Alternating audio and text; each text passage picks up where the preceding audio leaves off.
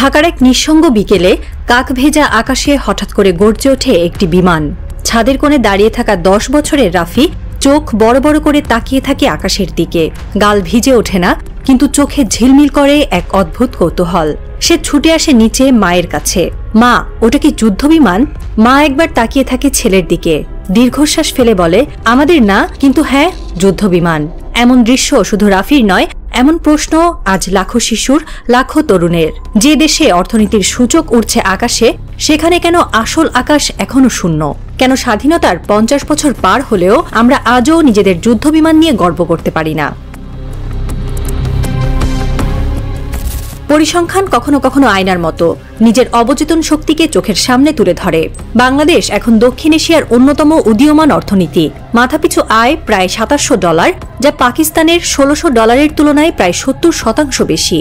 মোট জিডিপিতে বাংলাদেশ দাঁড়িয়েছে প্রায় $480 বিলিয়ন, যেখানে পাকিস্তান এখনো $340 বিলিয়নের গণ্ডি পেরোতে পারেনি। বাজেটের দিকেও স্পষ্ট পার্থক্য। বাংলাদেশের জাতীয় বাজেট যেখানে 75 বিলিয়নের কাছাকাছি, পাকিস্তান সেখানে 65 বিলিয়নের মধ্যে সীমাবদ্ধ। এই পরিসংখ্যান শুধুই সংখ্যা নয়, এগুলো এক একটা বার্তা দেয় যে বাংলাদেশ শুধু জনসংখ্যায় নয়, অর্থনীতিতেও শক্তিশালী হয়েছে। তাহলে প্রশ্ন জাগে, এই উন্নয়নের ছায়া আমাদের প্রতিরক্ষা কাঠামোয় প্রতিফলিত হচ্ছে কোথায়?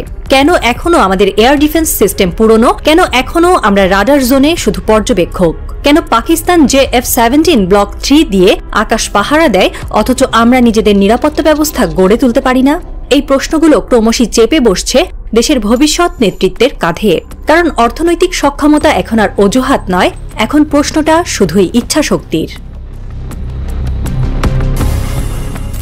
পাকিস্তান আজ যেখানে দাঁড়িয়ে, সেখানে পৌঁছতে তাদের অর্থনীতি বড় ভূমিকা রাখেনি, তাদের কৌশল আর সাহস করেছে কাজ।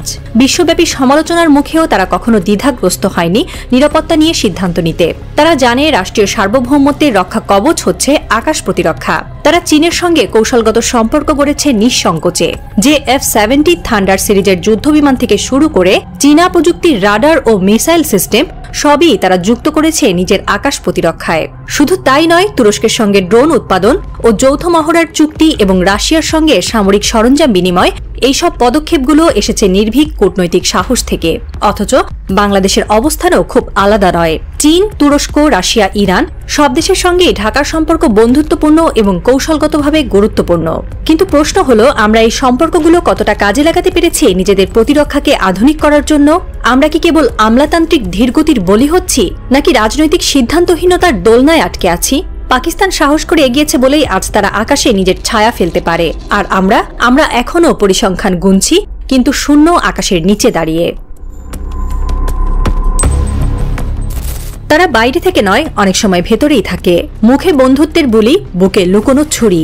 কেউ কেউ শক্তিশালী প্রতিবেশীর স্বার্থ রক্ষার দায় কাঁধে তুলে নেয়। কেউ কেউ আন্তর্জাতিক ত্রাণ ও প্রশিক্ষণের নামে ঢুকে পড়ে প্রাসাদ ঘর, সামরিক ঘাঁটি, এমনকি শিক্ষা প্রতিষ্ঠানেও। ভয়টি শুধু বাইরের হামলার নয়, ভয়টি আদতে ভেতর থেকে ধ্বংসের। যেন একটা জাতির আত্মবিশ্বাসকে গলা টিপে হত্যা করার পরিকল্পনা। তারা চায় বাংলাদেশ কখনোই যেন স্বনির্ভর না হয়। তারা চায় আমাদের আকাশ যেন নিরাপত্তাহীন থাকে, যাতে যুদ্ধ ছাড়াও ভয় দিয়ে শাসন করা যায়। তারা চায় না এই দেশের আকাশে যুদ্ধবিমান উড়ুক, যাতে প্রয়োজনে কারো মুখের উপর না বলতে পারি। তারা চায় না দেশটি রপ্তানি করুক অস্ত্র, প্রযুক্তি বা প্রতিরক্ষা পরিকল্পনা। তারা চায় একটি ভীত, দুর্বল, পরনির্ভর বাংলাদেশ, যার পররাষ্ট্রনীতি নির্ধারণ হয় দিল্লির সংস্থার সভাকক্ষে। এই ভয় যারা ছড়িয়ে দেয়, তারা কখনো মিডিয়া কন্ট্রোল করে, কখনো অর্থনীতির ইঞ্জিন ঘুরিয়ে। তারা দেশপ্রেমের বলি আওড়ায়, কিন্তু গোপনে দেশ বিরোধী শক্তির সঙ্গে হাত মেলায়। তারা এক হাতে ধরে রাখে উন্নয়নের প্রতিশ্রুতি, আরেক হাতে লেখে ডিপেন্ডেন্সি প্রোটোকল। তারা ভয় পায় একটি আত্মমর্যাদাশীল বাংলাদেশকে, ভয় পায় এমন এক সশস্ত্র বাহিনীকে যার হাতে আধুনিক প্রযুক্তি, যার চোখে আগামী দৃষ্টি। ভয় পায় এমন এক প্রজন্মকে যারা প্রশ্ন করে, কেন আমাদের আকাশে শুধু মেঘ, কিন্তু আমাদের পাইলটদের হাতে নেই সেই মেঘ ভেদ করার হিম্মত? তাদের এই ভয় বাংলাদেশ মাথা তুলে দাঁড়াবে, এটাই আমাদের সাহস। কারণ ইতিহাস বারবার প্রমাণ করেছে, যাদের চোখে ভয়, তাদের মুখেই সর্বপ্রথম যুদ্ধের ঘোষণা আসে। আর যাদের বুকে সাহস, তারাই একদিন গড়ে তোলে ইতিহাস। 2 দশক ধরে একটা গল্প বলা হচ্ছে, টাকা নেই, অর্থনৈতিক সংকট, বাজেট কম, সংসদে অনুমোদন হয়নি। যেন বাজেটের কাঁথা ছোট, তাই সবাইকে পা মুড়িয়ে ঘুমাতে হবে। কিন্তু প্রশ্ন একটাই, এই গল্পে কারা ঘুমায় আর কারা জেগে থাকে? যে দেশে শত শত কোটি টাকা খরচ হয় বিদেশি পরামর্শক নিয়োগে, সেখানে পাইলটদের হেলমেট কেনার টাকাও থাকে না। যে দেশে বিলিয়ন ডলার চলে যায় স্টেট অফ দ্য আর্ট সড়ক নির্মাণে, সেখানে ফ্লাইট ট্রেনিং এর জন্য আধুনিক সিমুলেটর কেনার বরাদ্দ নেই। আসলে কি টাকা নেই, নাকি অগ্রাধিকার নেই? আসলে টাকা আছে, শুধু এই দেশের আকাশে স্বাধীনতার প্রতীক উড়বে এই স্বপ্নে বরাদ্দ নেই। টাকা আছে, কিন্তু সেটা খরচ হয় এমন প্রকল্পে যা চোখ ধাঁধায় কিন্তু নিরাপত্তা দেয় না। কোটি কোটি টাকা চলে যায় সেই সব খাতে যেখানে কমিশনের গন্ধে নীতিনৈতিকতা ঘুমিয়ে পড়ে। একজন তরুণ ক্যাডেটের চোখে যখন আগুন জ্বলে, তখন বাজেট কাটে। একজন স্কোয়াড্রন লিডার যখন আধুনিক প্রশিক্ষণের স্বপ্ন দেখে, তখন ফাইল ঠেলাঠেলিতে আটকে থাকে বরাদ্দ। অথচ এই দেশেরই অভিজাত ক্লাবগুলোতে প্রতি সপ্তাহে বিলাসের নামে যে অর্থ উড়ে যায়, তা দিয়ে 4টি যুদ্ধবিমান আপগ্রেড করা যেত। টাকা নেই এই যুক্তি দিয়ে যারা নিজেদের ব্যর্থতা ঢাকতে চায়, তারা ভুলে যায় যে জাতি তৈরি হয় স্বপ্ন দিয়ে, সাহস দিয়ে। আর যে স্বপ্ন জাতির নিরাপত্তাকে ঘিরে, তা কোনো হিসাব রক্ষকের ক্যালকুলেশনে সীমাবদ্ধ থাকা উচিত নয়। বাংলাদেশের প্রতিরক্ষা বাজেট, উন্নয়ন বাজেট সবই বাস্তবতা, কিন্তু বাস্তবতা বদলায় যদি নেতৃত্বে থাকে সদিচ্ছা। টাকা একদিন ছিল না, কিন্তু আমরা পদ্মা সেতু করেছি নিজস্ব অর্থায়নে। তাহলে আকাশ রক্ষার ব্যয় আমরা কেন বহন করব না? এই গল্পটা এবার বদলাতে হবে, কারণ আকাশে যদি নিরাপত্তা না থাকে, তাহলে মাটির যে কোনো উন্নয়নও একদিন ধুলোর মতো উড়ে যাবে। টাকা নেই এই গল্প নয়, এবার প্রয়োজন গল্প বদলানোর সাহস। চলুন কল্পনা করি এক সাহসী সিদ্ধান্তের সকাল। বাংলাদেশ ঘোষণা দিল চীন থেকে 24টি J-10C যুদ্ধবিমান কিনবে, পাকিস্তানের কাছ থেকে নেবে 32 পিস JF-17 থান্ডার, তুরস্ক থেকে 12টি অকিঞ্জি ড্রোন, আর HQ-9B বসানো হবে 3টি আঞ্চলিক ঘাঁটিতে। ঢাকার আকাশে গর্জে উঠবে বাংলার তৈরি বাহিনী। একটি শিশু আবার ছুটে আসবে মায়ের কাছে, মা এবার কি আমাদের যুদ্ধবিমান?